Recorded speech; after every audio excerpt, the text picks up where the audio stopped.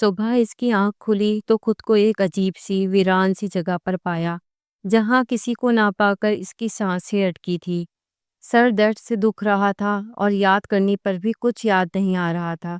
جسم میں اتنی سکت نہیں تھی کہ وہ اٹھ کر بیٹھ سکتی۔ اس سے پہلے کہ وہ کچھ سوچتی سمجھتی کوئی اندر داخل ہوا تھا۔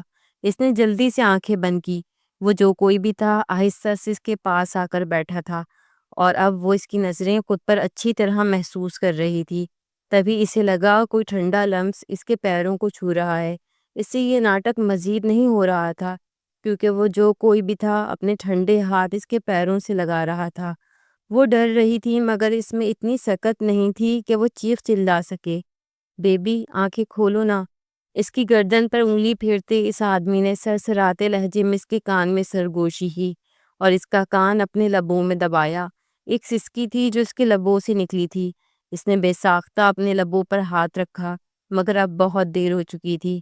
اس آدمی نے جھک کر اس کی آنکھوں پر اپنے ہونٹ رکھے اور پھر ناک اور گال سے ہوتا وہ اس کے لبوں تک آیا اور اس کا ہاتھ لبوں سے ہٹانا چاہا مگر اس نے فوراً سے اپنے ہاتھوں سے اس کا ہاتھ روکا تھا۔ کون ہو تم؟ دور رہو مجھ سے، وہ منمنائی، مگر اس سے پہلے وہ اس کے نازک لبوں کو اپنی سخت گرفت میں لے گیا تھا۔ وہ آہستہ آہستہ اس کے لبوں کا جام اپنے اندر انڈیل رہا تھا۔ اس کا دوسرا ہاتھ اس کے جسم پر چل رہا تھا اور وہ تکلیف سے تڑپ رہی تھی۔ ارہا بیبی، میری دنیا میں خوش آمدید۔ اس کی شہرک پہ لب رکھتا وہ اس سے دور ہوا تو کئی آنسو اس کے گال کو بھگوتے چلے گئے۔ ارے رو کیوں رہی ہو؟ ابھی تو میں نے کچھ کیا ہی نہیں ہے۔ مجھے کچھ مت کرنا، دیکھو پلیز۔ اس کے اپنے سینے کی طرف بڑھتے ہاتھ تھام کر اس نے التجا کی۔ جاننا نہیں چاہو گی کون ہوں میں جو تمہارے جسم و جان کا مالک بن بیٹھا ہے؟ اس کے ہونٹوں پر انگوٹھا پھیرتے وہ پراسرار سے مسکرایا تھا۔ کون ہو تم؟ اپنا آپ اسے چھڑاتے اس نے ہکلاتے سوال کیا تو سامنے والے کی شاطر نگاہوں میں ایک تپش سی لپکی تھی۔ بتا دوں کون ہوں میں؟ اس کے کان کے قریب جھکتے اس نے سرگوشی کے سے انداز میں پوچھا تو وہ فوراً سے ہاں میں سر ہلا گئی۔ اتنی بھی کیا جلدی ہے ویسے؟ دل تو کر رہا ہے ابھی تم میں سما جاؤں، مگر بنا نے کہا کہ شاید تم پر اپنا حق جمانا کچھ خاص مزہ نہیں دے گا۔ میں چاہتا ہوں تم بھی مجھ سے ویسی ہی محبت کرو جیسے میں تم سے کرتا ہوں، مگر تم تو مجھ سے محبت ہی نہیں کرتی۔ اس کا چہرہ مٹھی میں دبوچے وہ سخت لہجے میں بولا تو ارہا کو لگا اس کی سانس رک جائے گی۔ اب تم تب تک یہاں قید رہو گی جب تک تمہیں مجھ سے محبت نہ ہو جائے۔ اور ہاں، وہ اپنی جگہ سے کھڑا ہوتے ایک دم رکا۔ تمہارے ماں باپ اور وہ بیچارہ منگیتر بہت پریشان ہیں۔ اگر انہیں دیکھنا ہے اور یہاں سے نکلنا ہے تو تمہیں خود کو مجھے دینا ہوگا۔ میں تمہارے جسم و جان کا جب مالک بن جاؤں گا اور تمہیں مجھ سے محبت ہو جائے گی، اسی دن تم اپنے ماں باپ کا چہرہ دیکھ سکو گی۔ اب چاہے اس سب میں تمہیں دن لگے، ہفتے لگے، مہینہ یا سال، ہو سکتا ہے اتنے وقت میں تمہارے ماں باپ مر جائیں اور تم انہیں دیکھ نہ سکو۔ کچھ بھی ہو سکتا ہے مگر اتنا یاد رکھنا میری دنیا سے اب رہائی ممکن نہیں۔ اس کے لبوں کو چھوتا وہ جیسے آیا تھا ویسے ہی چلا گیا اور اس کے جاتے ہی سسک اٹھی تھی۔ پورا گھر سوگ میں ڈوبا ہوا تھا۔ کل جہاں شادی کے شادیانے بجتے تھے وہاں آج ماتم کا سا سما تھا۔ میری بچی کو لے آئیں شمس صاحب، کیسے بھی کر کے لے آئیں۔ کہاں سے لاؤں میں بخت، کہاں سے؟ اغوا ہوا ہے اس کا، زبردستی لے کر گئے ہیں، کوئی مطالبہ بھی نہیں ہوا، پولیس ڈھونڈ رہی ہے اسے۔ وہ خود ٹوٹ پھوٹ کا شکار تھے، اپنی بیوی کو کہاں سے تسلی دیتے۔ امی وہ مل جائے گی، آپ پریشان نہ ہوں، اگر آپ کی طبیعت خراب ہو گئی تو۔ سدرا کی بات پر انہوں نے سر پکڑا۔ سب برباد ہو گیا، سب معاشرہ تھوکے گا ہم پر، میری بچی کو زندہ درگور کر دے گا یہ معاشرہ۔ کیا غلطی تھی اس کی؟ کیوں اس کے ساتھ ایسا ہوا؟ مجھے میری بچی لا دو، کوئی خدا کا واسطہ ہے مجھے میری بچی لا دو۔ وہ روتی سسکتی جا رہی تھی، اپنی حالت خراب کر لی تھی، مگر وہاں سننے والا کوئی نہیں تھا۔ وہ سب بے بس تھے۔ سدرا ماں کو اندر لے جاؤ، میں پولیس اسٹیشن جا رہا ہوں، شاید کوئی سراغ ملا ہو۔ ابا سفیر بھائی کیسے ہیں اب؟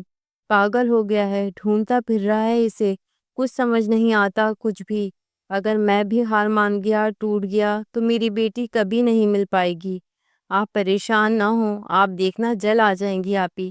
انہیں تسلی تو دے دی تھی مگر اس کا اپنا خود کا دل رو رہا تھا، کیوں ان کی خوشیوں کو نظر لگ گئی تھی۔ کمرے میں لال رنگ کی ہلکی روشنی پھیلی ہوئی تھی جو ماحول کو رومانوی بنا رہی تھی۔ بستر پہ لیٹے جمیل نے مخمور آنکھوں سے سامنے دیکھا جہاں ڈریسنگ کے سامنے وہ حسینہ کھڑی تھی۔ وہ آہستہ سے قدم بڑھاتی اس کی جانب بڑھی۔ اس سے پہلے وہ اگلا عمل کرتا بجتے فون نے اس کا موڈ خراب کیا تھا۔ وہ بدمزاج سا اندر کمرے میں داخل ہوا تو سامنے اسے دو صوفے پر برجمان پایا۔ ایک ہاتھ صوفے کی پشت پر پھیلائے اور دوسرے ہاتھ سے سگریٹ پی رہا تھا۔ آ گئے اس طوائف کے پاس سے گندگی کر کے۔ اس کے لہجے میں جمیل کے لیے حقارت ہی حقارت تھی۔ باس وہ اس نے کچھ کہنا چاہا مگر وہ ہاتھ کے اشارے سے اسے روک گیا۔ کچھ کہنے کی ضرورت نہیں ہے، یہ جو کتے تمہاری مالکن کو ڈھونڈ رہے ہیں ان کا منہ بند کرواؤ۔ جی کنگ، تابعداری کا مظاہرہ کرتے وہ الٹے قدموں واپس ہوا تھا مگر چہرے کے تاثرات سے صاف اندازہ لگایا جا سکتا تھا کہ اس کی رنگین رات کی بربادی اسے پسند نہیں آئی تھی۔ کیا ہوا؟ منہ کیوں اتنا لٹکا ہوا ہے؟ وہ باہر آیا تو سبحان کی بکواس نے اس کا دماغ خراب کیا تھا۔ کتنی مشکل سے ہاتھ آتی ہے وہ، اور کنگ کے اس مسئلے کی وجہ سے سکون بھی نہیں لے سکا میں۔ اس کا موڈ ٹھیک ٹھاک خراب تھا۔ ریلیکس، ایک بار یہ مسئلہ حل ہو جائے پھر تو موج ہی موج۔ اور ویسے بھی ایسا تو پہلی بار ہوا ہے کہ اپنے باس کو کوئی پسند آئی ہو۔ ہاں پسند آئی، وہ بھی ایک پولیس افسر کی ہونے والی بیوی۔ ابے وہ ایک نیا افسر بنا ہے، اس کی پہنچ اتنی نہیں جتنی اپنے باس کی ہے۔ وہ پاتال میں بھی چلے جائے گا تب بھی نہیں ڈھونڈ پائے گا اپنی منگیتر کو۔ سبحان کے لہجے میں غرور تھا۔ اس کی بات پر جمیل سر جھٹک کر کرسی پر بیٹھ گیا۔ موڈ تو سارا خراب ہو ہی چکا تھا۔ چلنا یار، موڈ تو خراب مت کر، اس کے کندھے پہ ہاتھ مارتے سبحان نے کہا تو وہ بس سر ہلا گیا۔ اب کیا بتاتا اس ایک رات کے لیے کتنے پیسے وہ دے کر آیا تھا؟ کچھ کھائے گا یا بس یوں ہی منہ پھیلا کر بیٹھا رہے گا؟ میں نے لاکھ سے اوپر دیے تھے اس سے ملنے کے لیے اور سب برباد ہو گیا۔ تو جانتا تو ہے اپنا کام، پھر بھی تو بتا میں کیا کروں، کس کے پاس جاؤں؟ شادی کر لے۔ سبحان کے مشورے پر اس کی آگ لگی تھی مگر کچھ بولنا اپنے پیروں پر کلہاڑی مارنے کے مترادف تھا۔ ویسے جمیل، تو نے کبھی سوچا کہ کنگ آخر دکھتا کیسا ہوگا؟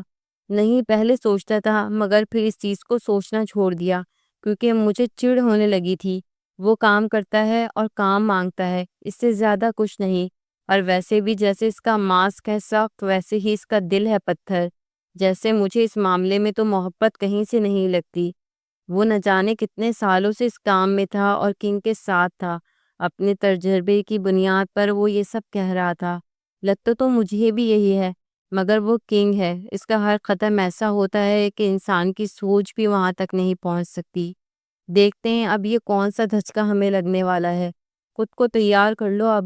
لیپ ٹاپ آن کرتا وہ اپنے کام میں مگن ہو گیا تو سبحان نے اپنا کام شروع کیا تھا۔ اس چھوٹے سے کمرے میں اس کا دم گھٹ رہا تھا۔ زندگی نے کیسے موڑ پر لا کر کھڑا کر دیا تھا، اس کا تو تصور بھی نہیں کر سکتی تھی۔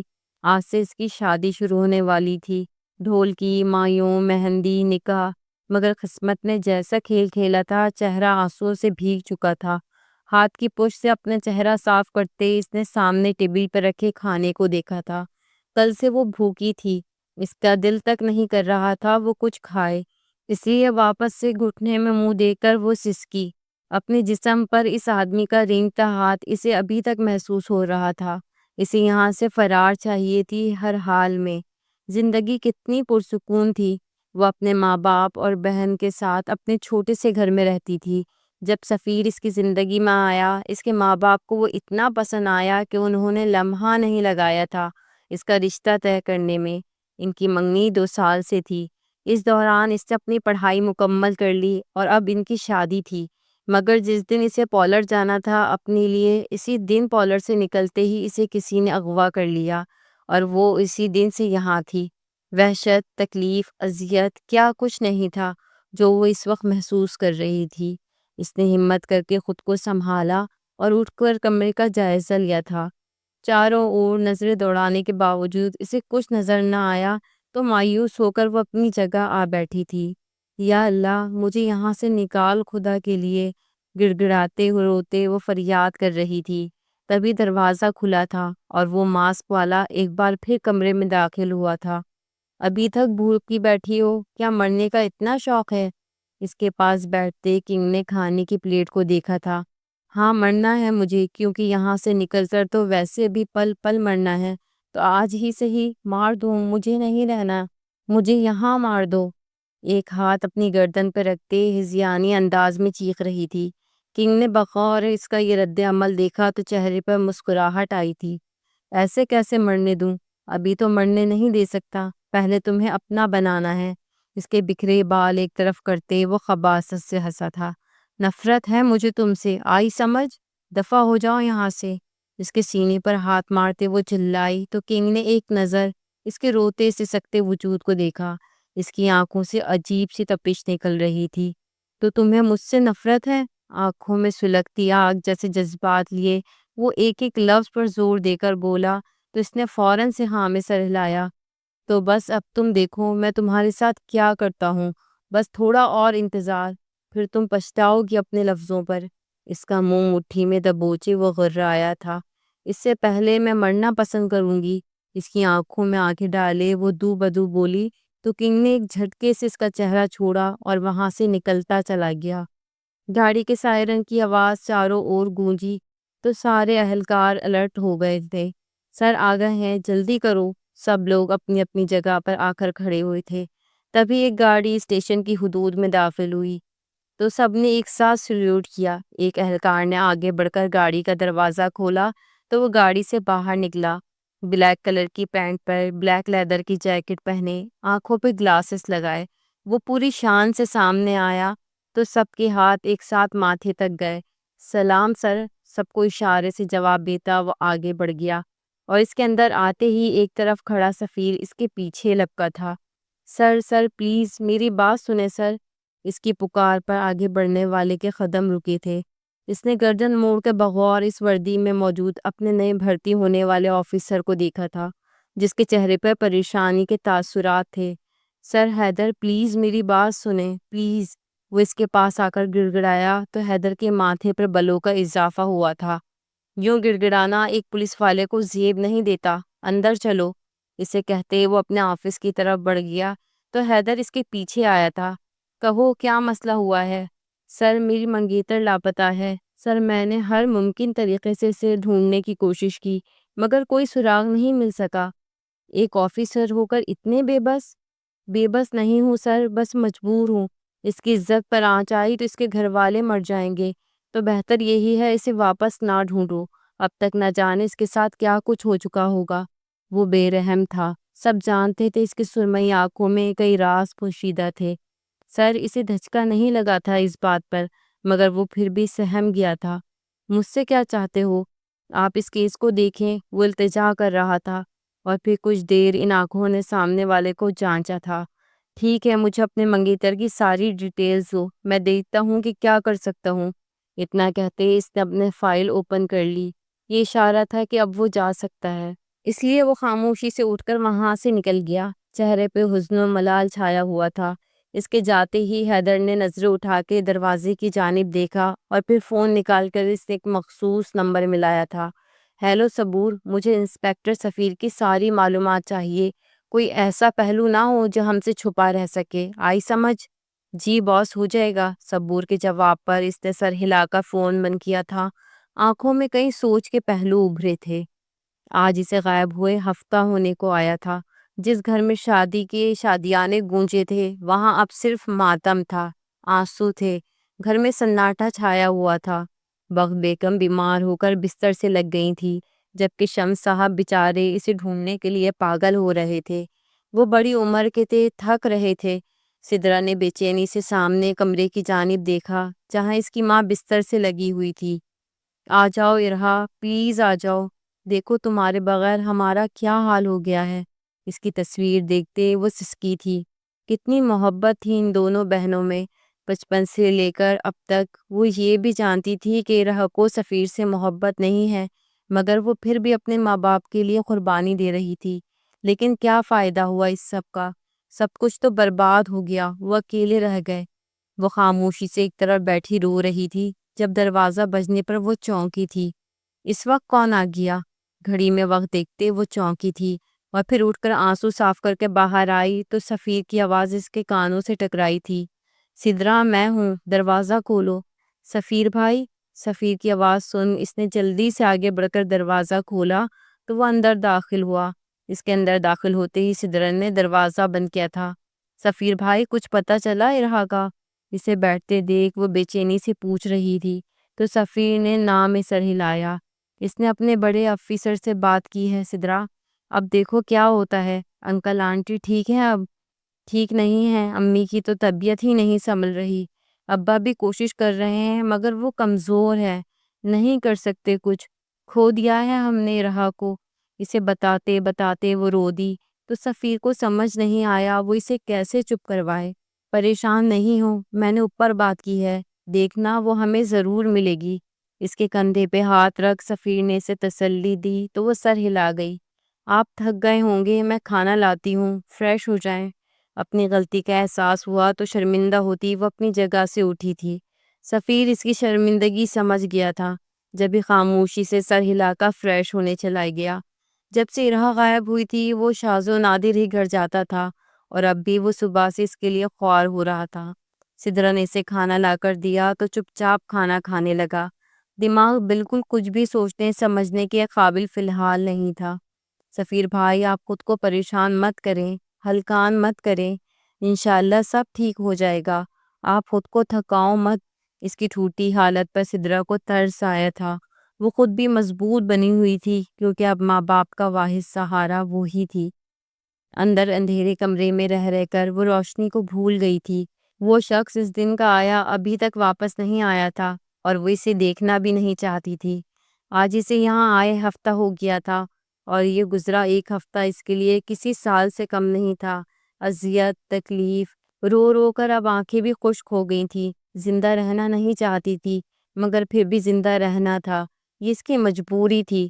کھانا پانی وقت پر اس کے لیے آ جاتا تھا۔ وہ ابھی تک اپنے اغوا کا مقصد نہیں سمجھ پا رہی تھی۔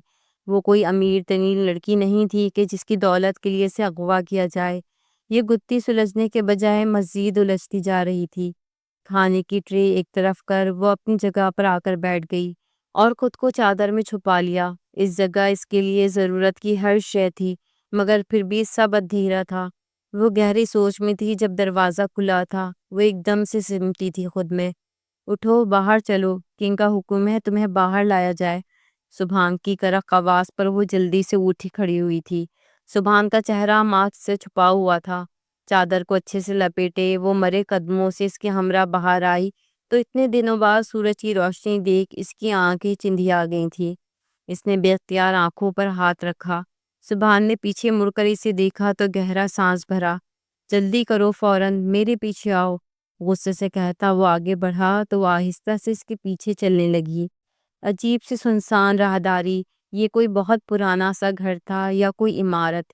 اس کے پیچھے چلتے چلتے وہ ایک کمرے میں داخل ہوئے تھے۔ وہ بڑا سا کمرہ جس کے وسط میں ایک بڑی سی ٹیبل رکھی تھی اور اس ٹیبل کے دوسرے سرے پر وہ براجمان تھا جس سے اسے دنیا میں سب سے زیادہ نفرت تھی۔ کیسا لگ رہا ہے اتنے دنوں بعد سورج دیکھ کر؟ آہستہ سے آگے ہو کر ہاتھ ٹیبل پر رکھتے وہ مزے سے بولا تو ارہا کا دل کیا اس کا سامنے رکھی بوتل سے اس شخص کا سر پھاڑ دے۔ جواب نہیں دو گی؟ اسے آپس میں ہونٹ پیوست کرے دیکھ وہ سپاٹ لہجے میں بولا تو ارہا نے غصے سے منہ پھیرا۔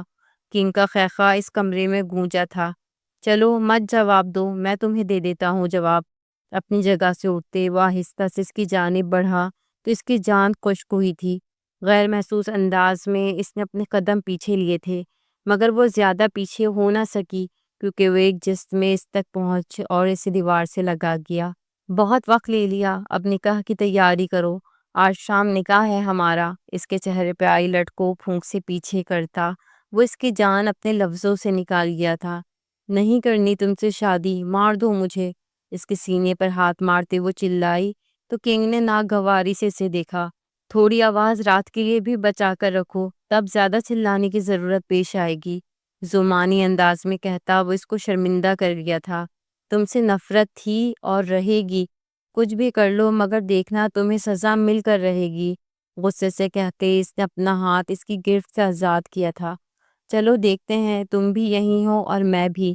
اس کی آنکھوں میں آنکھیں ڈالے وہ چیلنج دینے کے انداز میں بولتا اسے آگ لگا گیا۔ سبحان کی ہمراہی میں وہ واپس کمرے میں آتے آتے ٹیبل پر فائل پھینکتے وہ اپنی جگہ سے اٹھا تو صبور بھی ساتھ اٹھا تھا۔ اس کیس پر کام کرو، مجھے ایک کام سے جانا ہے تو کل تک اسے فالو کر کے رکھنا۔ صبور کو ہدایت دیتے وہ اپنے اپارٹمنٹ آیا تھا۔ گھر میں جیسے ہی اس نے قدم رکھا دل پر بوجھ سا آیا تھا۔ بکھرا گھر، خالی کچن، وہ اپنے کام میں اتنا مگن رہتا تھا اسے ذرا وقت نہیں میں تھا کہ وہ یہ سب کر سکے۔ دوسرا میٹ نے بھی ابھی نوکری چھوڑ دی تھی تو اف، سارا سامان پیروں سے ایک طرف کر وہ الماری کی طرف بڑھا تھا۔ کام تو اس نے کرنا تھا نہیں کیونکہ اسے ابھی کسی کام سے جانا تھا۔ اپنی تیاری مکمل کرتا وہ گھر لاک کرتا اپنی منزل پر روانہ ہوا تھا۔ شام کے سائے گہرے ہوتے جا رہے تھے۔ اس کے سامنے دلہن کا لباس موجود تھا جسے اس نے خاموشی سے اٹھایا اور تیار ہونے چل دی۔ سبحان اسے کھانا دینے آیا تو اسے دلہن کے لباس میں دیکھ ٹھٹکا تھا مگر بولا کچھ نہیں۔ آرام سے کھانا کھا کر اس نے خود کو تیار کیا اور پھر انتظار کرنے کے بجائے اس نے آنکھیں بند کر خود کو پرسکون کیا تھا۔ دماغ تیزی سے تانے بانے بن رہا تھا۔ یہ موقع دوبارہ نہیں ملے گا، ہر صورت یہاں سے نکلنا ہے کچھ بھی کر کے، خود سے کہتے اس نے اپنے پلو میں کچھ چھپایا تھا۔ سورج کب کا ڈھل چکا تھا، وہ تیار تھی کہ دروازہ کھلا تھا۔ وہ ایک دم سیدھی ہو کر بیٹھی، سامنے ہی سبحان تھا۔ گڈ، اچھا ہے تمہارے لیے۔ اسے خاموشی سے کھڑا ہوتا دیکھ اس نے طنزیہ کہا تو وہ اسے اگنور کر کے آگے بڑھ گئی۔ اسے آگے بڑھتے دیکھ وہ جلدی سے اس کے آگے آیا تھا تاکہ اسے لے کر جا سکے۔ ارہا کے پاس صرف چند منٹ تھے، اسے یہاں سے نکلنا تھا ہر حال میں۔ تبھی تھوڑا اندھیری جگہ آتے ہی اس نے ہاتھ میں موجود وہ گولڈن پیس پوری قوت سے سبحان کے سر پر مارا تھا کہ وہ درد سے کرہاتا ایک طرف گرا تھا۔ بنا اس کی فکر کیے وہ تیزی سے باہری راستے کی جانب بھاگی تھی۔ دن کی روشنی میں دیکھا گیا راستہ ابھی ڈھونڈنا اتنا مشکل نہیں تھا۔ جب بھی تیزی سے بھاگتے وہ اس عمارت سے نکلی تھی، وہیں دوسری طرف جمیل نے ہاتھ بڑھا کر سبحان کو اٹھایا۔ ناٹک اچھا کرتے ہو، چلو اب۔ سبحان کو سہارا دیے وہ اندر کی طرف بڑھا تھا۔ مخملی نائٹی پہنے وہ اس ادھیڑ عمر آدمی کی باہوں میں قید تھی۔ یہ زندگی پہلے کبھی اتنی حسین نہیں لگی۔ مہجبی کی کمر پہ ہاتھ رکھ اسے قریب کرتے اس آدمی نے اس کی گردن کو اپنے لبوں سے چھوا تو وہ ایک ادا سے مسکراتی اپنی نائٹی کا گاؤن اتار گئی۔ اف، یہ ادا! اس کے جسم کو چھوتے وہ آدمی مدہوش ہو رہا تھا۔ مہجبی نے شراب کا گلاس اس کے لبوں سے لگایا تو وہ مدہوش طرح سے پینے لگا۔ مہجبی نے آہستہ سے اس کی شرٹ کو اتارا تو وہ جیسے خوشی سے پاگل ہو گیا۔ سیٹ، تمہارا دھندا تو خوب چل رہا ہے، کیا مزے سے یہاں اپنا سامان سپلائی کر رہے۔ اس کے گال پر لب رکھتے وہ مسکرا کر بولی، ارے یہ تو کچھ نہیں، ابھی تو بڑا دور تک میرا مال جانا ہے۔ اگلے ہفتے دبئی ایک کنسائنمنٹ جا رہی ہے، دیکھنا تجھے پیسے میں تول دوں گا۔ اس کے لمس سے پاگل ہوتے وہ اس پر قابض ہو گیا تھا اور مہجبی جانتی تھی اپنا کام کیسے پورا کروانا ہے۔ رات ہو چکی تھی۔ اس اپنے کام سے فارغ ہوتے ہوتے اب وہ تیزی سے گھر کی جانب جا رہا تھا۔ ٹھنڈ بڑھتی جا رہی تھی، روڈ پر ٹریفک نہ ہونے کے برابر تھا۔ اس نے جیسے ہی یو ٹرن لیا کوئی اس کی گاڑی سے آ کر ایک سے ٹکرایا تھا۔ اس سے پہلے بڑا نقصان ہوتا اس نے گاڑی کو بریک لگائی تھی۔ شر! تیزی سے گاڑی سے اترتے وہ باہر آیا تو سامنے زمین پر دلہن بنی ایک لڑکی کو موجود پایا جس کے ہاتھ پیر پر بندھے رسیوں کے نشان سے ٹھٹکا گئے تھے۔ اے، کون ہو تم؟ اس کے پاس جھک کر بیٹھتے وہ بولا تو ارہا نے ذرا سا ہمت کر خود کو سنبھالا تھا۔ میری مدد! اتنا کہتے وہ ہوش و حواس سے بیگانہ ہوئی تھی جبکہ اس کا چہرہ دیکھ حیدر پوری طرح سے چھٹکا تھا۔ گاڑی روکنے کی آواز سن ان دونوں نے بےچارگی سے ایک دوسرے کو دیکھا تھا۔ سبحان کے سر پر پٹی بندھی تھی، اس کا دل بری طرح دھڑک رہا تھا۔ اتنا بڑا قدم اٹھا تو لیا تھا مگر اب اگلا لمحہ اس کے سانسیں تک چھین سکتا تھا۔ وہ غیظ و غضب کی تصویر بنا وہاں آیا تھا۔ آخر اتنی بڑی لاپرواہی کیسے؟ ٹیبل کو ٹھوکروں میں اڑاتا وہ آندھی طوفان بنا اندر داخل ہوا تو ان دونوں کی سانس خشک ہوئی تھی۔ کنگ، وہ کپ کپاتے لہجے میں جمیل اتنا ہی بول سکا اور آہستہ سے سبحان کی طرف اشارہ کیا جس کے سر پر بندھی پٹی دیکھ کر کنگ کی آنکھوں میں خون اترا تھا۔ ڈھونڈو اسے جمیل، ہر حال میں چاہیے مجھے وہ۔ اس سے پہلے وہ اپنے گھر پہنچے دبوچ کر لاؤ اسے۔ میرے بندے پر ہاتھ اٹھانے کی کڑی سزا ملے گی چاہے کچھ بھی ہو جائے۔ سبحان کا زخمی سر دیکھتے وہ گھبرایا تھا۔ کنگ وہ کہیں نہیں ہے، میں ڈھونڈ آیا ہوں۔ جمیل کی بات پر اس نے کانچ کی ٹیبل کو زور سے ٹھوکر ماری تھی۔ بندے لگاؤ کام پر جمیل، مجھے وہ یہاں چاہیے، چاہے کچھ بھی ہو جائے، آئی سمجھ؟ پاگل دیوانہ وہ وہاں سے نکلا تھا اور اس کے جاتے ہی ان دونوں نے سکون کا سانس بھرا تھا۔ ڈھونڈو اسے ورنہ کنگ ہمیں ہمیشہ کے لیے گم کر دے گا، اسے خونخوار نظروں سے گھورتے جمیل نے کہا تو وہ سر کھجا گیا۔ ان کی نظر میں اس کا یہاں رہنا ان دونوں کا کام خراب کر رہا تھا، اس لیے ان دونوں نے مل کر اسے یہاں سے آزاد کروایا تھا، اور اگر یہ بات کنگ کو پتہ چلتی تو وہ دونوں اپنی جان سے جاتے، اس لیے انہوں نے ایسے ظاہر کیا تھا کہ وہ اسے زخمی کر کے بھاگی ہے۔ میں زخمی ہوں، تم ڈھونڈو اسے۔ سبحان کے ہری جھنڈی دکھانے پر جمیل کھول اٹھا، مگر فی الحال کچھ بھی بول کر اب وہ اپنا سکون تو بالکل غارت نہیں کر سکتا تھا۔ مندی مندی آنکھیں کھول اس نے اپنے بھاری ہوتے سر کو تھاما تھا، جسم میں درد سے ٹیس اٹھ رہی تھی، کمزوری نخاہت حد سے زیادہ تھی، اسی لمحے لگے تھے خود کو نارمل حالت میں لانے میں، اور جب دماغ سکون میں آیا تو گزرا وقت کسی فلم کی مانند اس کے سامنے آیا تھا۔ وہ ایک سے گھبرائی تھی اور چاروں طرف نظر دوڑائی تو خود کو ایک کمرے میں پایا۔ یہ کمرہ اس کمرے سے تو 1000 گنا بڑا تھا، کھلا ہوادار۔ وہ بھی سوچوں میں گم تھی جب کمرے کا دروازہ کھلا تھا اور دروازے کی آواز سن اس کا دل حلق میں آیا تھا۔ خوف سے اس نے بیڈ شیٹ کو مٹھیوں میں جکڑا تھا۔ کمرے میں داخل ہوتے حیدر نے بغور اس کے تاثرات دیکھے تھے۔ ریلیکس، اسے اشارے سے ریلیکس ہونے کا کہتا وہ اس کے پاس آ کر کھڑا ہوا تو ارحان نے سر جھکایا تھا۔ کون ہیں آپ؟ جھکے سر کے ساتھ اس نے پوچھا تو حیدر نے اس کا جھکا سر دیکھا۔ یہ سوال تو مجھے پوچھنا چاہیے، اتنی رات کو میری گاڑی کے سامنے آپ آئی تھیں، میں نہیں تو آپ نہیں بچاتے؟ میں مرنا چاہتی ہوں، پلیز مجھے یہاں نہیں رہنا۔ اتنا کہتے وہ پھوٹ پھوٹ کر رو دی تو حیدر نے گہرا سانس بھرا۔ دیکھیں میں ایک پولیس آفیسر ہوں، آپ مجھ پر یقین کر سکتی ہیں۔ اس کے پاس بیٹھتے حیدر نے اپنا کارڈ دکھایا تو وہ سوچ میں پڑ گئی، اور پھر کچھ سوچتے اس نے سب کچھ اسے بتایا، شروع سے آخر تک ایک ایک لفظ اسے بتایا تھا، اور اس کی باتوں پر حیدر کو جھٹکا لگا تھا۔ تو کیا یہ انسپیکٹر سفیر کی؟ وہ بس سوچ کر رہ گیا۔ کنگ یہی نام لیا نا آپ نے؟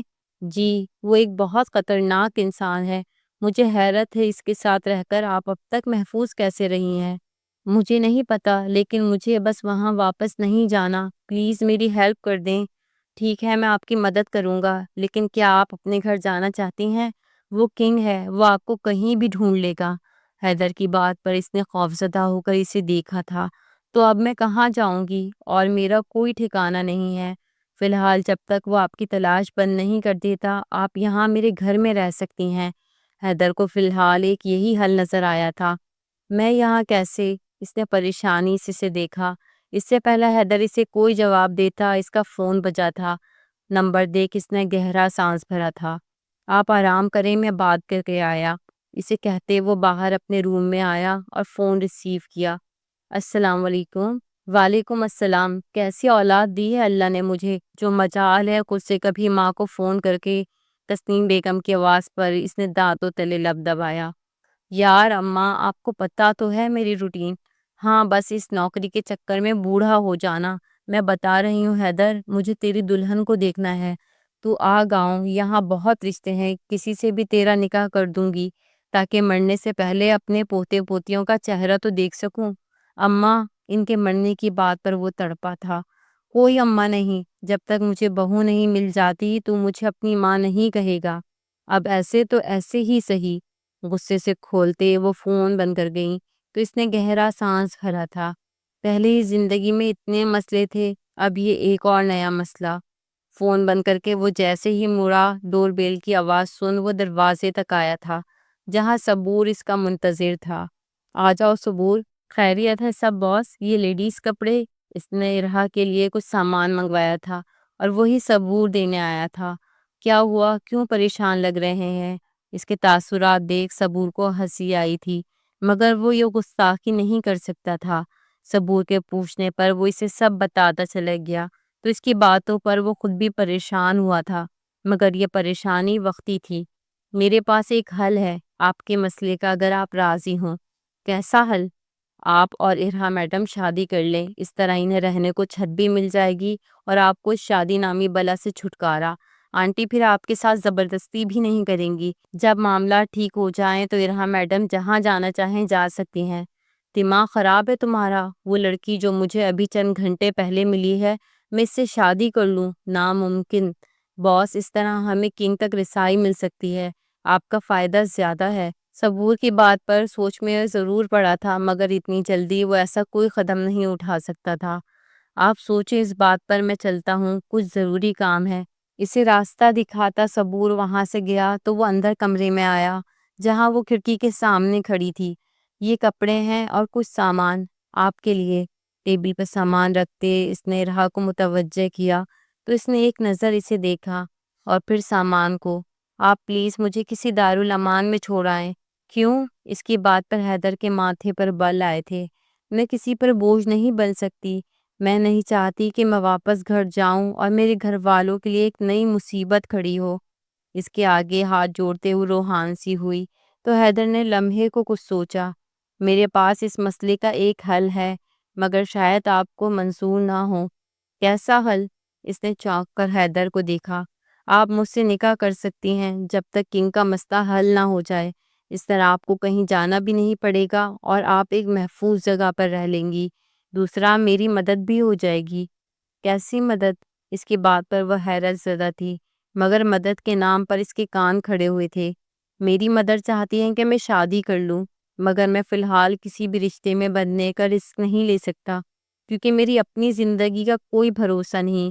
آپ سے نکاح سے ہم دونوں کا فائدہ ہوگا۔ میری ماں بھی مجھے شادی کے لیے فورس نہیں کریں گی اور آپ کو بھی گھر مل جائے گا۔ جب حالات ٹھیک ہو جائیں گے تو آپ جہاں مرضی چاہیں جا سکتی ہیں۔ حیدر کی بات پر وہ واقعی سوچ میں پڑ گئی تھی۔ کیا واقعی ایسے کرنے سے اس کے مسئلے حل ہو جائیں گے؟ دیکھو، یہ سب تمہاری مرضی کے ساتھ ہوگا۔ میں بس اس کنگ تک پہنچنا چاہتا ہوں جس نے نہ جانے کتنی لڑکیوں کی زندگی برباد کر دی۔ تمہیں پتہ ہے آج تک ایک بھی لڑکی زندہ نہیں ملی ہے۔ جانتی ہوں، میں نے نیوز میں دیکھا تھا، مگر میں نہیں جانتی اس نے آج تک کیوں مجھے نقصان نہیں پہنچایا، حالانکہ میں نے اس سے بہت زیادہ نفرت کا اظہار کیا تھا۔ وہ اس لیے کیونکہ تم سے ضرور اس کا کوئی نہ کوئی مطلب جڑا ہے، اور اگر ایسا ہے تو وہ تمہیں ڈھونڈنے کے لیے سب سے پاگل ہو رہا ہوگا۔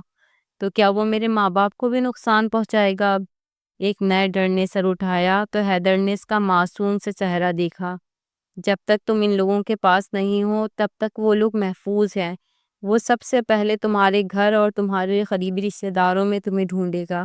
اگر تم نہیں ہوگی تو وہ انہیں کچھ نہیں کرے گا۔ حیدر کا دماغ تیزی سے کام کر رہا تھا۔ مجھے اپنے گھر کا ایڈریس دو فوراً، حیدر نے اتنے اچانک کہا کہ ارہا نے چونک کر اسے دیکھا۔ ان لوگوں کی حفاظت بہت ضروری ہے مس ارہا۔ اس کی بات کا مطلب سمجھتے اس نے جلدی سے اپنے ایڈریس اسے لکھوایا تھا، اور پھر بہت سوچنے کے بعد وہ اس فیصلے پر پہنچی تھی کہ اسے حیدر سے یہ نام کی شادی کرنی ہے۔ میں آپ سے شادی کرنے کے لیے تیار ہوں۔ اسے واپس جاتے دیکھ وہ جلدی سے بولی تو حیدر کے باہر کو بڑھتے قدم رکے تھے۔ کل میں نکاح خواہ کو بلا لوں گا، مگر میرے ولی؟ اسے باہر بڑھتے دیکھ وہ ایک بار پھر بولی تو حیدر نے گہرا سانس بھرا۔ حالات آپ کے سامنے ہیں، ہم کسی کو آپ کی یہاں موجودگی کا نہیں بتا سکتے۔ مولوی سے پوچھ لوں گا اور پھر اس کے بعد ہی یہ نکاح ہوگا۔ آپ بے فکر رہیں۔ اسے کہہ کر وہ رکا نہیں تھا، اور اس کے جاتے ہی آنسوؤں نے تواتر سے ارہا کے بال بھگوئے تھے، کیونکہ زندگی اتنی مشکل ہوگی وہ سمجھ نہیں پا رہا۔ کیا خبر ہے تیرے پاس؟ اس آدمی کی کڑک آواز پر اس نے اپنے ساڑی میں چھپا وہ انویلپ اس کے آگے پھینکا تھا، اور ایسی جرات وہی کر سکتی تھی۔ اس میں ہیں ساری خبریں، اور اگر آئندہ میرے سے ایسے بات کی تو یاد رکھنا تیرے لیے کام کرنا بند۔ اس کے لہجے پر وہ سلگ کر بولی تو آدمی کے ماتھے پر بل آئے تھے۔ ایک طوائف ہو کر مجھے تیور دکھا رہی ہے؟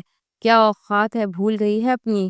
مجھے میری اوقات تو بہت اچھے سے پتہ ہے سرکار، کہ تم جیسے عزت دار لوگ بھی اپنی اوقات بھول کر اکثر ہم طوائفوں کے قدموں میں ڈھیر ہوئے نظر آتے ہو۔ اس کی کاٹدار آواز پر سامنے والے کے چہرے کا رنگ سرخ ہوا تھا۔ بڑی زبان آ گئی ہے مہجبیں بائی، جب کام بڑے کرتی ہوں تو زبان بھی بڑی کرنی ہی پڑتی ہے، ورنہ تیرے جیسے مجھے نوچ کھانے کو تیار رہتے ہیں۔ زہریلا انداز میں کہتے وہ واپسی کے لیے مڑی تھی۔ اس آدمی نے بے بسی سے مٹھیاں بھیجی، کیونکہ وہ چاہ کر بھی اسے کوئی نقصان نہیں پہنچا سکتا تھا، کیونکہ وہ اس جگہ تھی جہاں کوئی نہیں تھا۔ ایک بار مطلب پورا ہو جائے پھر نکالتا ہوں میں تیری اکڑ۔ غصے سے بڑبڑاتا وہ وہاں سے نکلتا چلا گیا، اور اس کے جاتے ہی دروازے کی اور سے مہجبین کی چمچی برآمد ہوئی تھی۔ بائی، اس کا کیا کرنا ہے؟ وہ حد سے زیادہ بکواس کر رہا تھا۔ کرنے دے گلابو، کرنے دے ابھی، وہ بس زبان نہیں چلا سکتا ہے بس، مگر آگے جا کر اس کے قابل بھی نہیں رہے گا۔ حقارت سے کہتے وہ کہکا لگا اٹھی تھی، یہ میری دنیا ہے اور یہاں صرف میری مرضی چلتی ہے، میرا سکہ چلتا ہے۔ کتنے آئے گئے، کیا کبھی غائب ہونے والے کسی نے خبر لی؟ اس کی بات پر گلابو ہنس پڑی۔ چل جا، تیاری کر، میری آج بڑے نواب کو عیش کروانے ہیں۔ بالوں کو چوٹی سے آزاد کرتی وہ اپنی جگہ سے اٹھی تھی۔ نکاح خواں کے ساتھ صبور اپنے چند دوستوں کو لایا تھا تاکہ یہ نکاح ہو سکے۔ اندر وہ بیٹھی اپنی قسمت کی ستم ظریفی پہ ماتم کے سوا کچھ نہیں کر سکتی تھی۔ ایک دلدل سے نکلی تو ایک نئی پریشانی نے اسے گھیر لیا تھا۔ ایک اجنبی جسے وہ جانتی تک نہیں تھی، اس سے شادی کرنا اس کے لیے اس دنیا میں سب سے مشکل کام تھا، مگر اس نے یہ کرنا تھا اپنے گھر والوں کی حفاظت کے لیے۔ چند دنوں میں ہی اس کی زندگی ایک دم سے تبدیل ہو گئی تھی کہ اس طرح تو اس نے کبھی سوچا بھی نہیں تھا۔ کچھ دیر بعد نکاح خواں آئے اور نکاح کی رسم ادا کی۔ وہ منٹوں میں ایک اجنبی کے ساتھ باندھ دی گئی تھی۔ اب ایک نئی کہانی کا آغاز ہونے لگا تھا جس سے وہ انجان تھی۔ کنگ کے کتے پاگلوں کی طرح اسے ڈھونڈ رہے تھے، اور جمیل اور سبحان ایک طرف کھڑے اسے دیکھ رہے تھے جو بپھرے شیر کی طرح بھڑکا ہوا تھا۔ کنگ ریلیکس، وہ مل جائے گی۔ مل جائے گی؟ کیسے ملے گی؟ ہاں، زمین کھا گئی، آسمان نکل گیا جو وہ غائب ہو گئی۔ کنگ، تم نے اپنے بندوں کو لگایا تو ہے کام پر، وہ ڈھونڈ لیں گے اسے۔ ملنا تو اسے پڑے گا، چاہے وہ پتال میں ہی کیوں نہ چلی جائے۔ اس کے لہجے میں ایک عجیب سی آنچ تھی۔ اس کے گھر کے باہر آدمی سب سے پہلے بھیجے تھے، مگر وہ ابھی وہاں نہیں گئی ہے۔ کنگ، اس کا باپ اور منگیتر اسے بھی ڈھونڈ رہے ہیں۔ ماں باپ کے پاس جانے کی غلطی وہ کبھی نہیں کرے گی۔ اتنی بیوقوف نہیں ہے وہ کہ اتنا بڑا قدم اٹھائے اور ماں باپ کے لیے مصیبت کھڑی کرے۔ وہ ضرور کسی دارالامان گئی ہوگی۔ اس شہر کے سارے دارالامان کھنگالو، باس، ہو سکتا ہے وہ شہر سے باہر نکل گئی ہو۔ سبحان کی بات پر کنگ نے خونخوار نظروں سے اسے دیکھا۔ یہ سب تمہاری غلطی کی وجہ سے ہوا ہے، شکر کرو کہ ابھی تک زندہ سلامت ہو، ورنہ آج تمہارے ٹکڑے بھی کسی کو نہیں ملتے۔ وہ سبحان پہ غرایا تو خوف سے اس کا دل کانپا تھا۔ وہ واقعی کنگ تھا جو کچھ بھی کر سکتا تھا۔ جمیل، سارے بس اڈوں اسٹیشن پر آدمی بھیجو، وہ مجھے زندہ چاہیے۔ جس دن وہ مجھے مل گئی نا، اس دن اسے پتہ چلے گا کنگ سے دھوکہ کر کے کتنی بڑی غلطی کی ہے اس نے۔ کنگ اسے سر پر بٹھانے چلا تھا، مگر وہ قدموں میں رہنا چاہتی ہے تو ایسا ہی صحیح۔ اس کے لہجے میں سوائے نفرت کے اس کے لیے اور کچھ بھی نہیں تھا۔ سبحان اور جمیل خاموشی سے اس کا یہ جنون بھرا انداز دیکھ رہے تھے۔ نہ جانے کتنی لڑکیاں آئیں اور گئیں، مگر کسی لڑکی کے لیے کنگ کی اتنی جنونیت دیکھ وہ دونوں بھی اب خوفزدہ ہو گئے تھے۔ اپنے ساتھ ان دونوں نے اس لڑکی کو بھی ایک نہ ختم ہونے والے عذاب میں جھونک دیا تھا۔ وہ ایک آتش تھا، ایک آگ جو خود تو جلتی تھی مگر اپنے ساتھ وہ دوسروں کو بھی جلا کر خاکستر کر دیتی تھی۔ ایک ایسا لاوا تھا جو خود تو کبھی ٹھنڈا نہیں ہوتا تھا، اور اس آگ پر اس لڑکی کے بھاگنے نے گھی کا کام کیا تھا۔ سبحان، اسے کیسے بھی کر کے ڈھونڈنا ہے ہم نے۔ جمیل کی بات پر وہ کچھ سوچتا سبحان چونک اٹھا تھا۔ کیسے؟ ہم میں سے کوئی بھی نہیں جانتا وہ کہاں ہے اس وقت۔ معلوم کرنا پڑے گا ورنہ کنگ پاگل ہو جائے گا، اور جب وہ اس لیول پر جاتا ہے تو کیا ہوتا ہے یہ تو بھی جانتا ہے۔ سبحان اس کی بات پر سر ہلا گیا۔ یہی تو سب سے بڑا ڈر تھا ان دونوں کو کہ وہ جنون کی حد تک نہ جائے، مگر اب بہت دیر ہو گئی تھی۔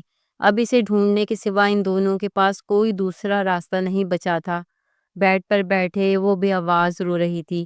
جس شخص سے اس کی شادی ہوئی تھی وہ تو کہیں تھا ہی نہیں، اور وہ خود کو کسی اور کو سونپ چکی تھی۔ یہ نکاح مجبوری میں ہی صحیح مگر اب ہو گیا تھا۔ گھٹنے کے گرد بازو باندھے وہ اداس سی تھی۔ جب کمرے کا دروازہ کھول حیدر اندر داخل ہوا تھا، اسے دیکھ وہ خود میں سمٹی تھی۔ ٹھیک ہو؟ اس کے پوچھنے پر وہ آنسو پوچھتے خاموشی سے ہاں میں سر ہلا گئی۔ سب ٹھیک ہو جائے گا، بس تھوڑا سا وقت، مجھے یقین ہے آپ پر، اتنا کہہ کر وہ اپنی جگہ سے اٹھی تھی کہ اچانک اس کا سر بری طرح چکرایا تھا۔ اس سے پہلے کہ وہ زمین بوس ہوتی، حیدر نے آگے بڑھ کر اسے تھاما تھا۔ اس نے گھبرا کر حیدر کی شرٹ کو مٹھی میں جکڑا تھا۔ اس کی خوشبو اس کے وجود کو اپنی لپیٹ میں لے گئی تھی۔ حیدر نے اس کی کمر کو مضبوطی سے پکڑا تو دونوں کا دل ایک ہی لے میں دھڑکا تھا۔ ارہا نے آنکھیں کھول اسے دیکھا، جس کا چہرہ اس کے بے حد نزدیک تھا، اتنا نزدیک کہ اگر وہ کچھ کہتی تو اس کے لب حیدر کے لبوں سے ٹکراتے۔ وہ ایک دم سے اس کے پاس سے اٹھی تو حیدر ایک دم سیدھا ہوا تھا۔ دونوں کا دل پوری سپیڈ سے دھڑک رہا تھا۔ کھانا کھانے آ جاؤ، اتنا کہہ کر وہ رکا نہیں تھا۔ اس کے جاتے ہی ارہا نے کھل کر سانس لی تھی۔ فریش ہو کر وہ باہر آئی تو حیدر نے اس کے لیے جگہ بنائی۔ تب وہ صوفے پر اس کے برابر بیٹھی تھی۔ ان دونوں نے مل کر کھانا کھایا اور پھر وہ سونے کے لیے اپنے کمرے میں آ گئی، جبکہ حیدر کسی کام سے باہر چلا گیا تھا۔ اتنا بکھرا گھر دیکھ اسے وحشت ہو رہی تھی، مگر سر درد کے باعث وہ کچھ نہیں کر سکی اور گہری نیند میں اتر گئی۔ دوسری طرف وہ گھر سے نکل کر سیدھا صبور کے پاس آیا تھا۔ آپ یہاں کیا کر رہے ہیں؟ آج تو نکاح ہوا ہے آپ کا۔ صبور کی بات پر حیدر نے گھور کر اسے دیکھا۔ بہت نارمل حالات میں ہوا ہے نا یہ نکاح؟ باس اب تو ہو گیا ہے، دیکھیے گا آخر میں آپ دونوں کو ایک دوسرے کو قبول کرنا پڑے گا۔ صبور کی بات پر اس نے بیزاری دکھائی۔ فضول باتوں کے لیے ٹائم نہیں ہے میرے پاس۔ اچھا بتاؤ کیا خبر ہے کنگ کے بارے میں؟ سیٹ پر بیٹھتے اس نے فائل اٹھائی تھی۔ کچھ خاص نہیں، اس کے آدمی ہیں جو یہاں وہاں بھابھی کی تلاش میں ہیں۔ کون بھابھی؟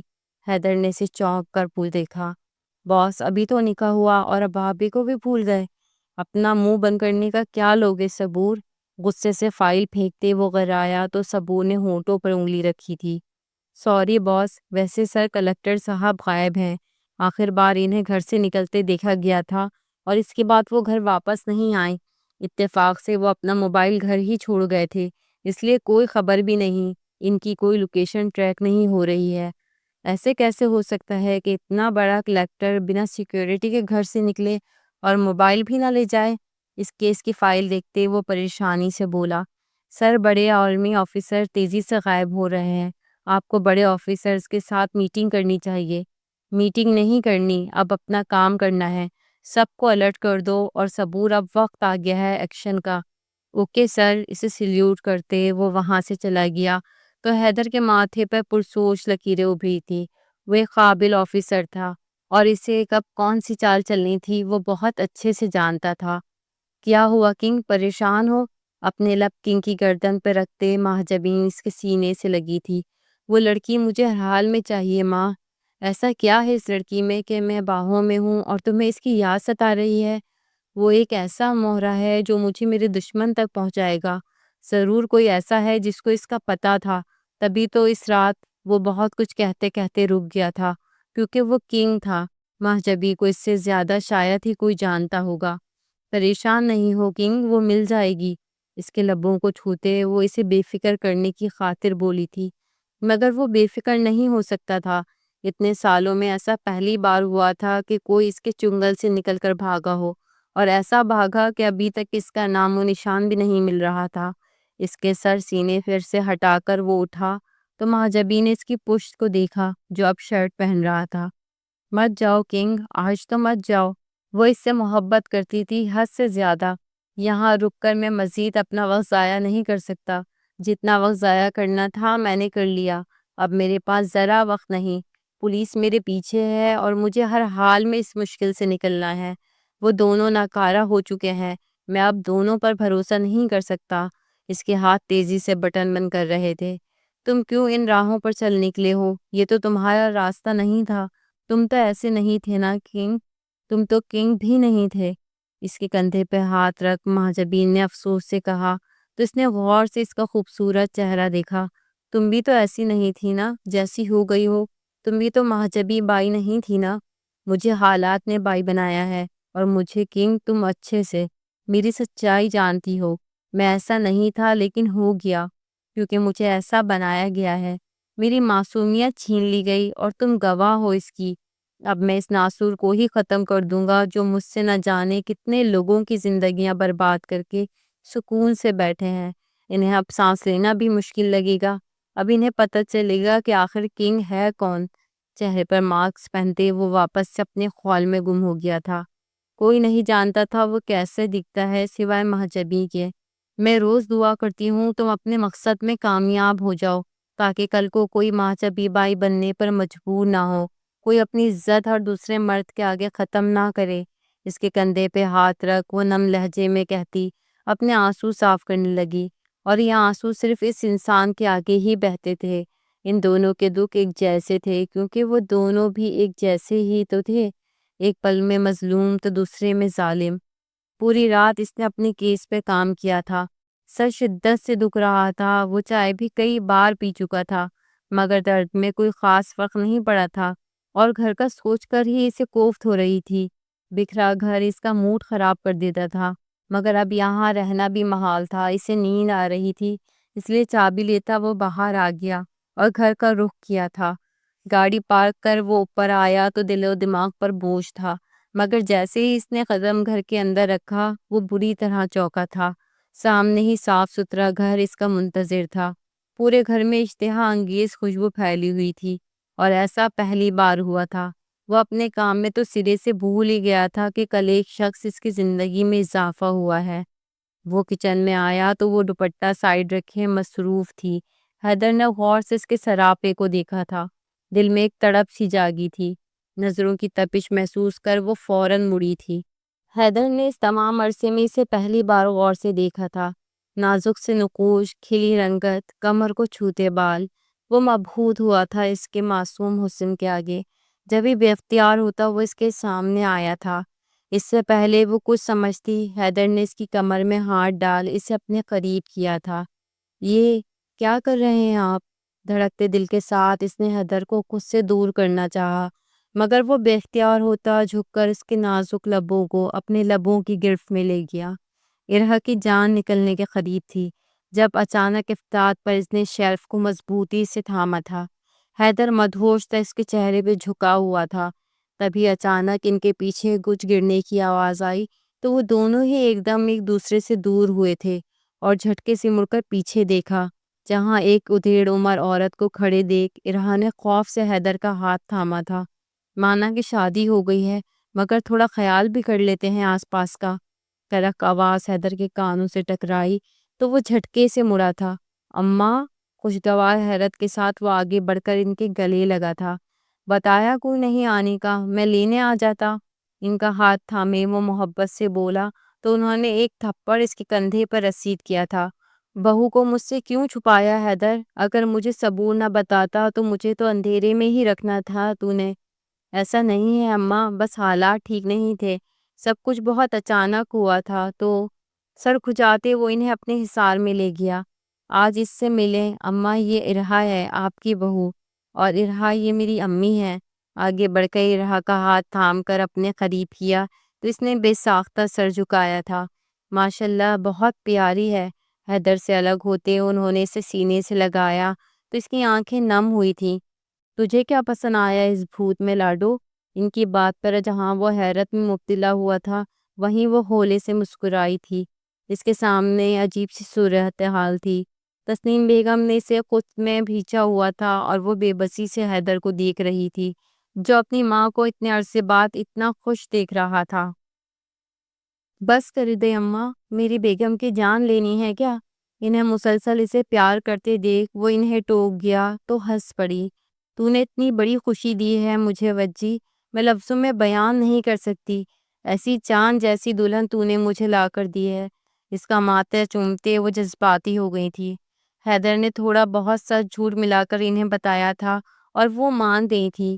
وہ تو اس سے صحیح وقت پر ان کے آنے کا پتہ چل گیا تھا، ورنہ وہ لوگ بری طرح سے پکڑے جاتے۔ میں آپ کے لیے چائے لاتی ہوں۔ ان دونوں کو باتیں کرتا دیکھ وہ فوراً ہی اٹھ کر کچن میں آ گئی۔ دل زور زور سے دھڑک رہا تھا، ہونٹوں پر ابھی بھی اس شخص کا لمس محسوس ہو رہا تھا۔ چاند لبوں پر آ گئی تھی، ذرا سی قربت پر یہ حال تھا، جب وہ حقیقت میں قریب آئے گا تب کیا ہوگا؟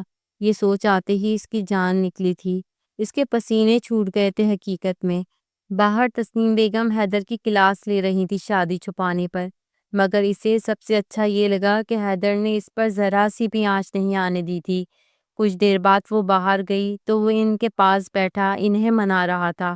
اسے دیکھ تسنیم بیگم نے اس سے اپنے پاس آنے کو کہا تو وہ آہستہ سے چلتی ان کے برابر آ کر بیٹھی تو انہوں نے مسکرا کر اسے دیکھا۔ اس کی وجہ سے کچھ نہیں کہہ رہی۔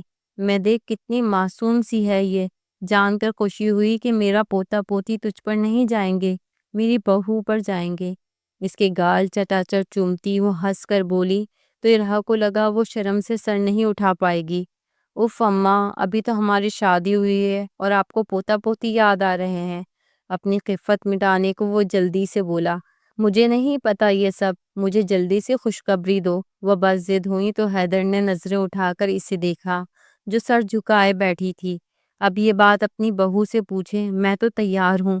اس کے ایک دم پینترا بدلنے پر ارہا نے جھٹکے سے سر اٹھا کر اسے دیکھا تھا۔ وہ کیا بول رہا تھا یہ؟ ہائے ماں صدقے، میری بہو کیوں نہیں مانے گی میری بات؟ اس کے گال چٹا چٹ چومتے وہ خوشی سے بولی تو وہ سر جھکا گئی۔ جاؤ تم لوگ آرام کرو، اب میں بھی آرام کروں گی۔ اس کی شرم دیکھتے انہوں نے کہا تو وہ فوراً وہاں سے بھاگ کر اپنے کمرے میں آئی تھی۔ اب یہ کون سا نیا تماشا اس کی زندگی میں آنے والا تھا؟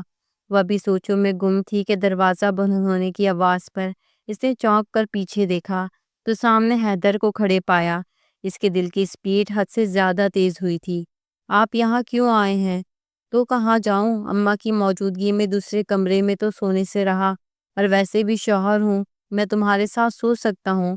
اس کی طرف قدم بڑھاتے اس نے کہا تو اس کی جان نکلی تھی، لیکن یہ تو مجبوری، شادی شادی ہوتی ہے رہا، اور اب آپ میری ذمہ داری ہیں، اس رشتے کو قبول کر لیں، زیادہ اچھا ہے۔ اس کی کمر کے گرد ہاتھ ڈال اس نے ایک دم سے اسے کھینچا تو اس کے بدلے انداز پہ ساکت ہوئی تھی۔ آپ دور۔ اس سے پہلے وہ کچھ کہتی وہ جھک کر اس کے لبوں کو اپنے لبوں کی گرفت میں لے گیا، اور آج کے دن میں یہ دوسرا جھٹکا تھا اس کے لیے۔ آزادی ملتے ہی وہ اس سے دور ہوئی تو حیدر کے ماتھے پر بال آئے تھے۔ کیا چاہتی ہو، اپنی ضرورت کے لیے کسی اور کے پاس جاؤں؟ اس کے غصے بھرے انداز پر وہ سہمی تھی اور فوراً سے نام میں سر ہلایا تھا۔ قریب آؤ میرے فوراً۔ اس کے سخت لہجے پر وہ کپ کپاتے اس کے پاس آئی تو بنا وقت ضائع کیے وہ اس کے چہرے پر جھکا تھا۔ مدہوشی سے اس کے ایک ایک نقش کو اپنے سلگتے لبوں سے چھوتا وہ اسے الگ ہی دنیا میں لے جا رہا تھا۔ ارہا نے مضبوطی سے اس کی شرٹ کو اپنی گرفت میں جکڑا تھا۔ وہ اس کے لبوں سے ہوتے اس کی گردن تک آیا تھا اور وہاں اپنے سلگتے لب رکھے تھے۔ اس کی شہرک کو چومتا وہ اس کے کندھے پر اپنے لب رکھ اسے کپ کپانے پر مجبور کر گیا تو اس نے گھبرا کر دروازے کی طرف دیکھا تھا اور اس کی جان نکلی تھی۔